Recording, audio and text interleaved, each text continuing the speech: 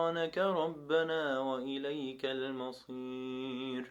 لا يكلف الله نفسا إلا وسعها، لها ما كسبت وعليها ما اكتسبت. ربنا لا تؤاخذنا إن نسينا أو أخطأنا. ربنا ولا تحمل علينا إصرا كما حملته على الذين من قبلنا.